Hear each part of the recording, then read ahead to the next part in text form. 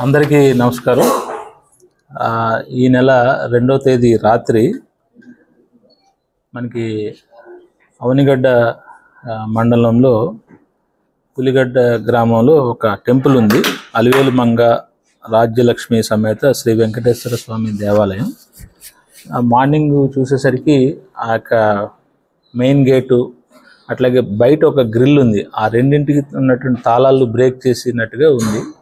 లోపలికి వెళ్ళి చూసినట్లయితే వెంకటేశ్వర స్వామికి వెనకాల ఉండేటువంటి మకర తోరణం అట్లాగే కిరీటం, వెండి కిరీటం మాయమవటం. అదే టెంపుల్లో పనిచేసేటువంటి పంతులు గారు మనకి కంప్లైంట్ ఇచ్చారు. సో అది కంప్లైంట్ ఇచ్చిన వెంటనే మా యొక్క డాగ్ స్క్వాడ్ని అట్లాగే ఫింగర్ ప్రింట్స్ వాళ్ళందరినీ కూడా పంపించడం జరిగింది.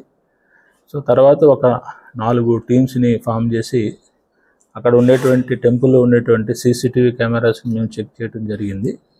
దాంట్లో చూసినట్లయితే ఒక 2 వ్యక్తులు మాస్కులు వేసుకొని ఆ యొక్క మకర తోరణాన్ని, ఆ యొక్క కిరీటాన్ని తీసుకొని వెళ్తున్నట్టుగా మనం గమనించాము. సో వారి యొక్క హైటు, తర్వాత బిల్ట్, తర్వాత ఆ నడిచేటువంటి విధానాన్ని బట్టి ఎవరై ఉంటారనేది మేము పరిశీలన చేస్తూ టెంపుల్ బయటకు వచ్చిన తర్వాత లెఫ్ట్ సైడు, రైట్ సైడు 2 రోడ్లు ఉన్నాయి.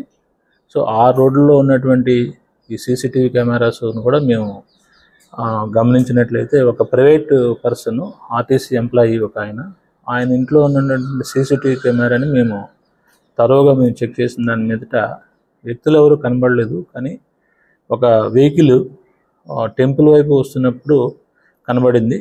సుమారు 11:30 ఆ ప్రాంతంలో. మళ్ళా 1:50 అదే కారు మళ్ళీ వెళ్ళిపోతూ కనబడింది. సో అయితే ఆ టైంలో కారు యొక్క మూమెంట్ని బట్టి జనసంచారం లేనటువంటి సమయంలో ఆ కారులో మాత్రమే ఈ యొక్క మకర తోరణాన్ని తీసుకెళ్లేటువంటి అవకాశం ఉంది. ఎందుకంటే 2 వీలర్ మీద కానీ చేతులతో కానీ ఇంత పెద్ద మకర తోరణాన్ని తీసుకుని వెళ్తే అది అందరికీ కనబడుతుంది. కాబట్టి దాన్ని కారుతోనే చేసుంటారని మేము గమనించాము. తర్వాత వెంటనే ఆ పక్కన ఉన్నటువంటి toll plaza, Puligadda toll plaza దగ్గర మనం చెక్ చేసినప్పుడు ఏదైతే ఈ యొక్క సీసీటీవీ కెమెరాస్లో కనబడినటువంటి కారే మళ్ళీ అక్కడ టోల్ ప్లాజాలో కనబడింది. ముందు ఈ సీసీటీవీ కెమెరాలో కనబడినటువంటి కారుకి కార్ నెంబర్ మనకు కనబడలేదు. ఎందుకంటే సైడ్ వ్యూ ఉండడం వల్ల. సీసీటీవీ కెమెరా టోల్ ప్లాజాలో ఉన్నది ఈ యొక్క అన్ని చెల్లిస్తారు కాబట్టి అక్కడ నెంబర్ అది వచ్చింది.